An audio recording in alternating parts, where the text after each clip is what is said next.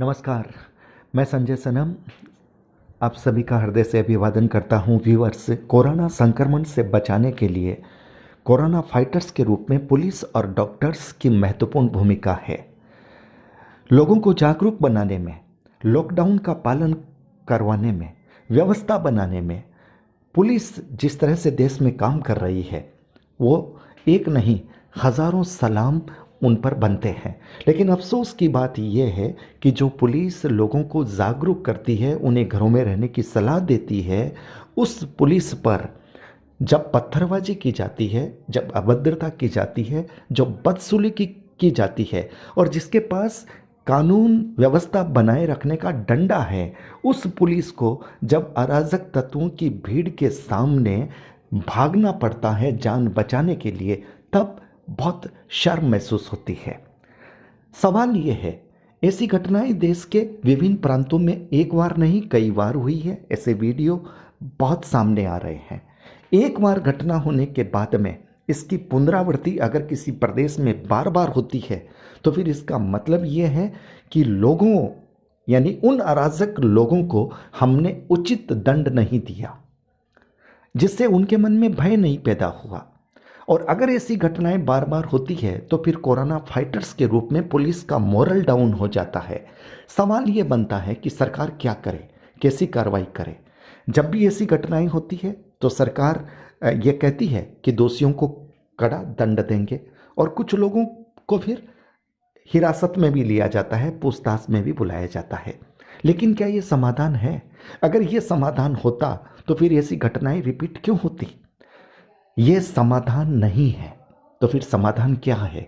समाधान ये है कि जो भी पुलिस के कैडर अधिकारी जब इस तरह की आपदा में, इस तरह की विपदा में फंसते हैं, उस वक्त उनको ये अधिकार होना चाहिए कि वो व्यवस्था बनाने के लिए और पुलिस की वर्दी की शान बचाने के लिए वो डंडे का प्रयोग भी करें, वो अश्रु गैस के गोलों का प्रयोग भी करें और ज़रूरत अगर पड़े तो वे हवाई फायरिंग भी करें।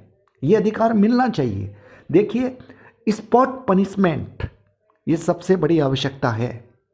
घटना घट गई, उसके बाद आप कुछ लोगों को आप पूछताछ के लिए बुलाओगे और उसके बाद में पता चलेगा कि कुछ पॉलिटिकल सोर्स आ जाएंगे उन लोगों को छुड़ाने के लिए, उन लोगों की सिफारिश के लिए, और हो सकता है उनमें से कई लोग छूट जाएं, मामला रफा दफा हो जाए। इससे पुलिस का मनोबल टूटेगा, डॉक्टर्स का मनोबल टूटेगा। लेकिन अगर यही पनिशमेंट अगर आप ऑन द स्पॉट उसी रोड पे दे दो, दो चार व्यक्ति को भी दो चार अराजक तत्वों को पकड़ करके भी अगर दे दो, तो उस पनिशमेंट को देखने के बाद जो उस गली मोहल्ले के दूसरे अराजक तत्व हैं वो सोचने को मजबूर हो जाएंगे और इस तरह की वीडियो जब वायरल हो जाएंगे कि ये पुलिस, इसके हाथ में डंडा सिर्फ दिखावे का नहीं है, ज़रूरत पड़ने पर ये चला सकती है, तब फिर लोग ऐसी हरकत नहीं करेंगे।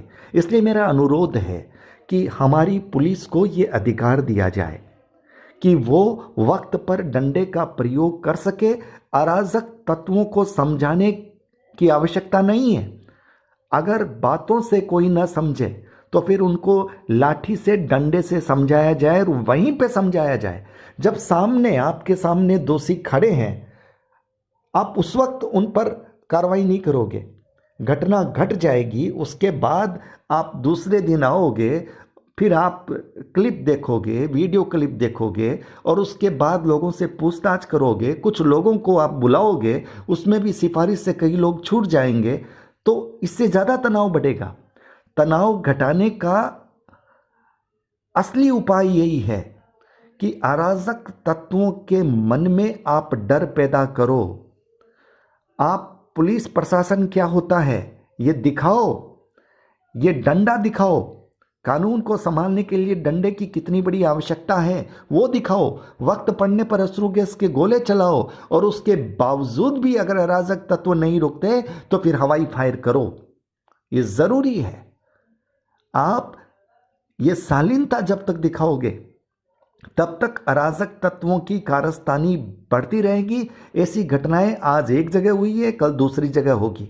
और अगर आप चाहते हैं घटनाएं नहीं रुके तो फिर एडमिनिस्ट्रेशन मजबूत होना चाहिए, उन क्षेत्रों को चिन्हित कीजिए जहां पर ऐसी घटनाएं हो सकती है, और जहां पर जब पुलिस बल जाए तो उनके साथ कुछ टुकड़ियां और भी जाए, कुछ हमारे कमांडो फोर्स भी जाए, और अधिकार के साथ जाए कि आपको पीछे नहीं दौड़ना है।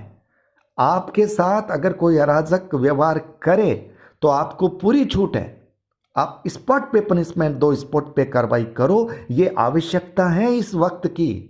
यहां शालीनता काम नहीं आएगी, क्योंकि कोरोना फाइटर्स का अगर मोरल डाउन हो गया तो कोरोना की जंग देश हार जाएगा।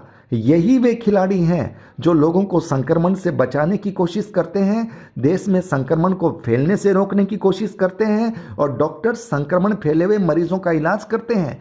अगर इन कोरोना फाइटर्स के मोरल को अगर हमने नहीं बचाया तो फिर कोरोना से देश नहीं बचेगा। ये बहुत कड़ी बात मैं कह रहा हूं, सभी सरकारों से कह रहा हूं, सभी मान्य अधिकारियों से कह रहा हूं। यहां पर कोई जात नहीं है, यहां पर कोई मजहब नहीं है। अराजक तत्वों का कोई मजहब नहीं होता, और उनका इलाज तुरंत होना चाहिए।